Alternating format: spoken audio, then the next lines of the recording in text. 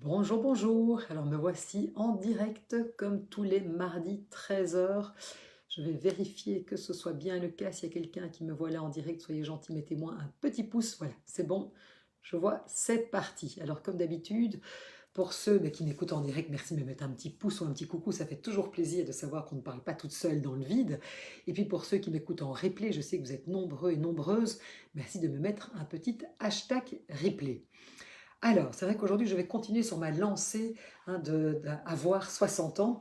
J'ai déjà partagé deux lives où voilà, je vous partageais quelque part mes conseils pour entamer voilà, cette décennie avec sérénité, sachant en fait que ce que je vous partage là, alors évidemment que ça s'applique, j'ai envie de dire, quand on rentre dans la décennie des 60 ans, mais ça s'applique finalement à tous les passages de décennie.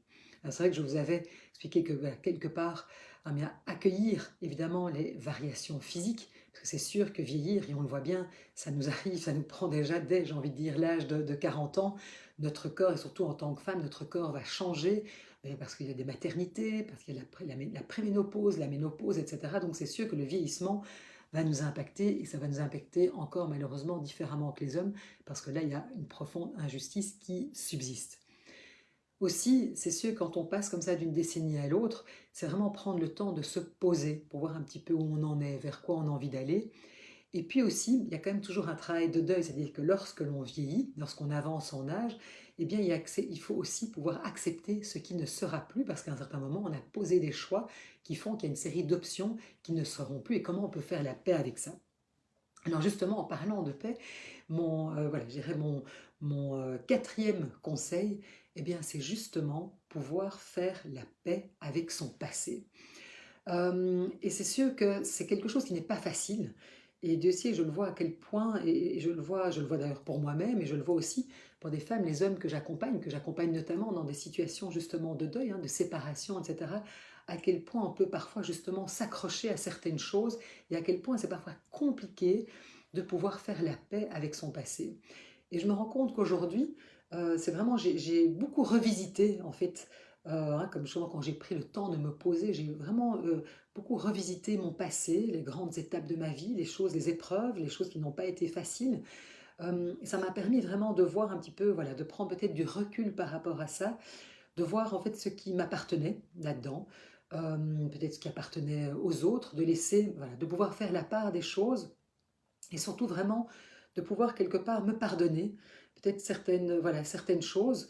Et c'était intéressant, voilà, j'étais amenée voilà, via une de mes filles, que je remercie d'ailleurs, à revisiter un certain nombre de choses parce elle m'a posé beaucoup de questions en fait sur voilà, la séparation avec son papa, etc. C'était important pour elle, en plus dans le cadre d'un travail de fin d'études.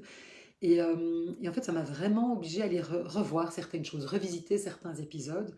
Et en fait, ça n'était peut-être pas une démarche facile, mais c'était une démarche qui a été extrêmement constructive parce que j'ai pu vraiment prendre du recul et voilà, et me dire qu'en fait, il y avait toute une série de choses que je pouvais lâcher, et notamment par rapport à certains jugements par rapport à moi, etc.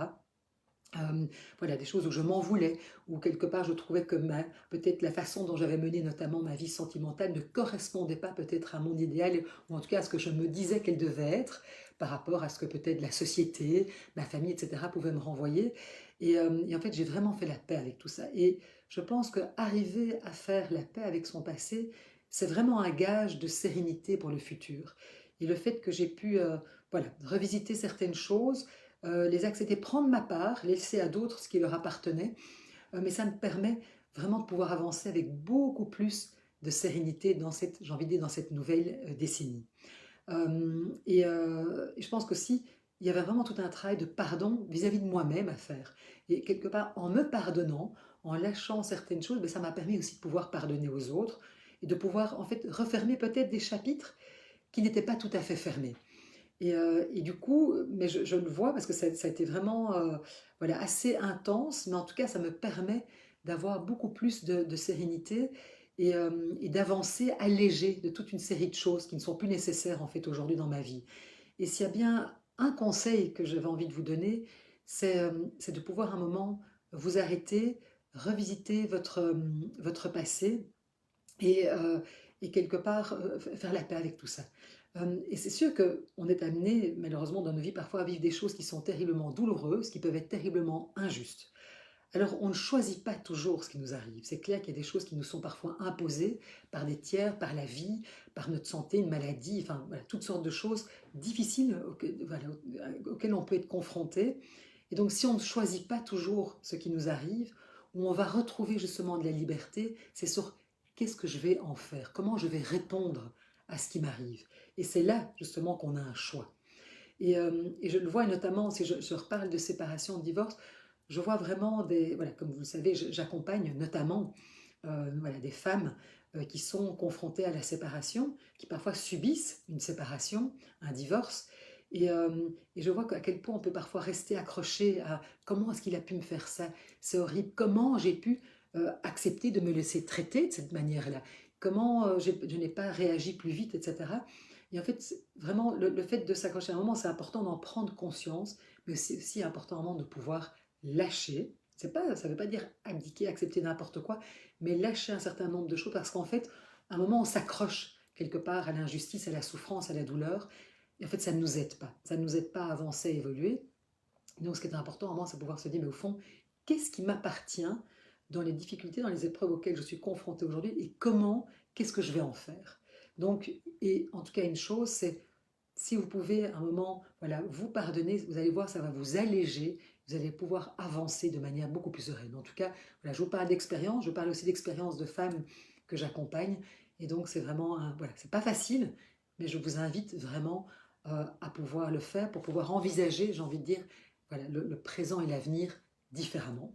Donc, faire la paix avec son passé, faire la paix avec, voilà, avec ce que vous avez vécu et peut-être, oui, parfois vos manquements, etc., hein, mais vraiment faire la paix avec ça.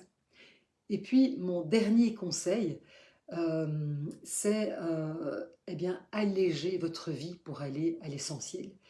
C'est sûr que, je dis, le fait pour moi d'avoir 60 ans, évidemment que ça me confronte complètement encore plus, j'ai envie de dire, à ma finitude. Alors, Woody Allen le dit, je pense que c'est lui qui dit, voilà, la vie est une maladie mortelle. C'est sûr que l'on sait qu'à partir du moment où on vient au monde, on sait qu'on va mourir, on doit tous mourir un jour.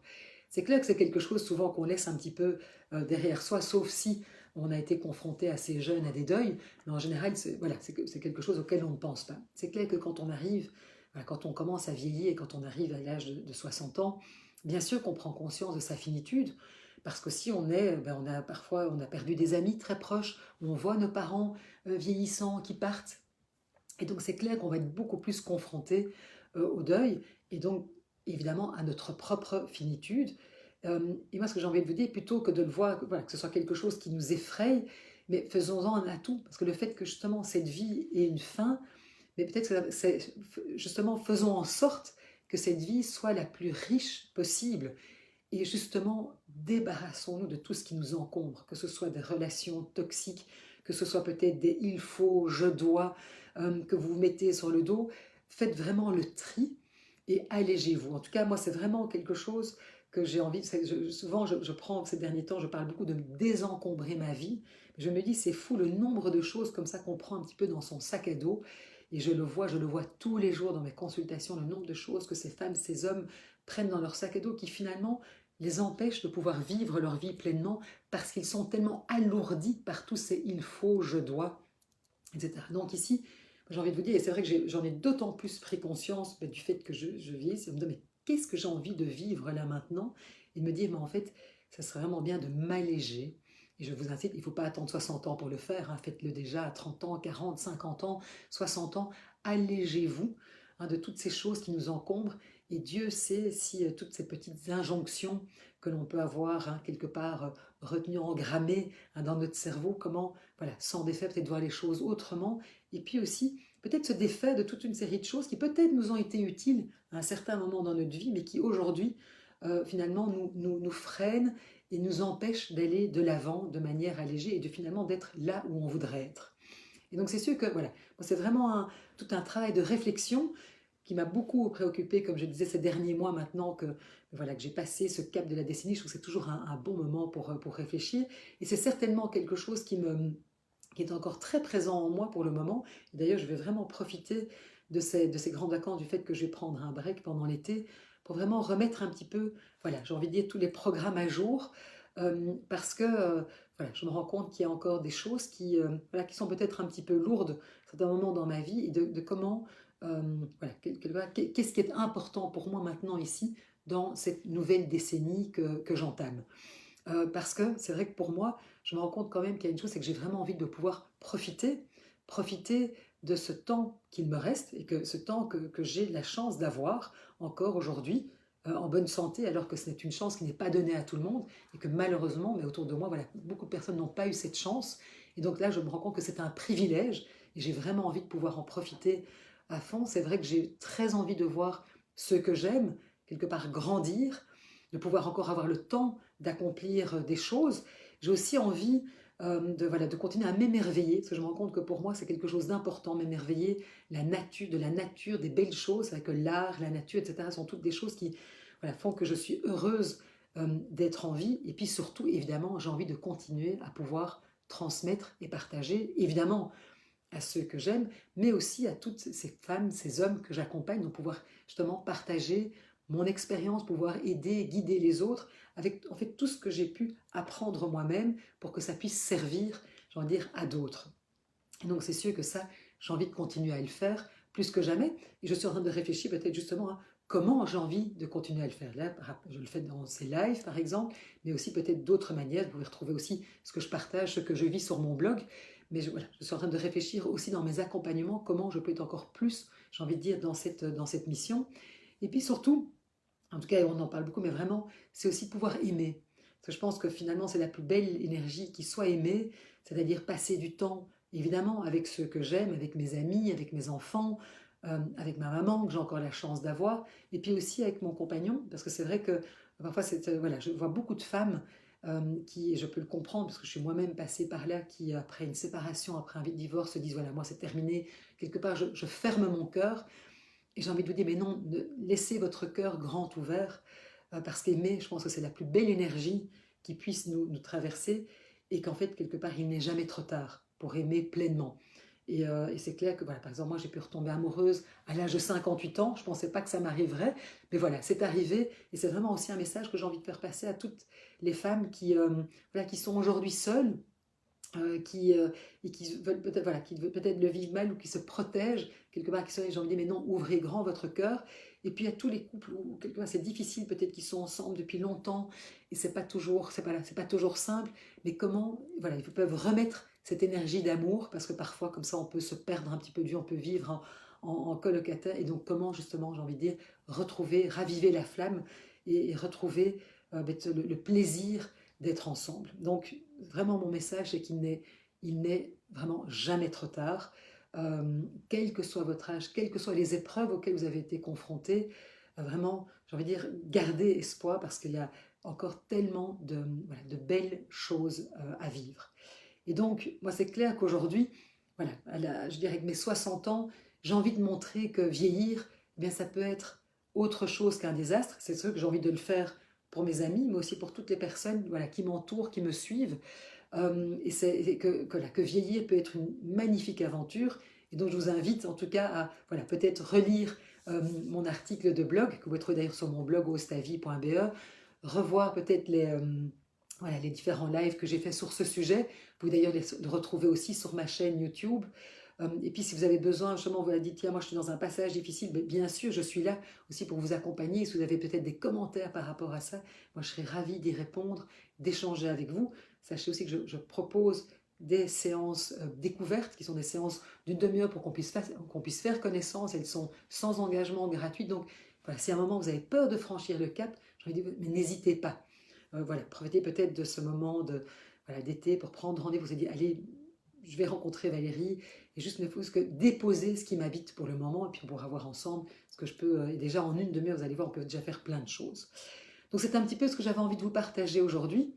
C'était un petit peu tous ces conseils pour pouvoir envisager l'avenir de manière plus sereine. Voilà, j'avais envie de vous demander, mais voilà, pour vous, aujourd'hui, c'est quoi l'essentiel? Qu'est-ce qui est important pour vous? Et n'hésitez pas à me mettre vos petits commentaires ici voilà, justement en dessous de ce live. On va dire, mais qu'est-ce qui est essentiel pour vous? sachant que, comme je le dis, pour moi aujourd'hui, ce qui est vraiment essentiel, c'est que je puisse aimer et partager avec ceux que j'aime, finalement, mon expérience, ce que j'ai vécu pour pouvoir les aider à leur tour à pouvoir s'épanouir pleinement et voilà, et montrer que vieillir, eh bien, ça reste une très belle aventure et que quel que soit l'âge, on a des choses passionnantes à vivre. Voilà le petit message que je voulais vous faire passer pour aujourd'hui. N'hésitez pas à me mettre vos remarques, vos commentaires. Et puis si vous me regardez en replay, soyez gentils, mettez-moi un petit hashtag replay. Et je vous dis à la semaine prochaine. Bel après-midi!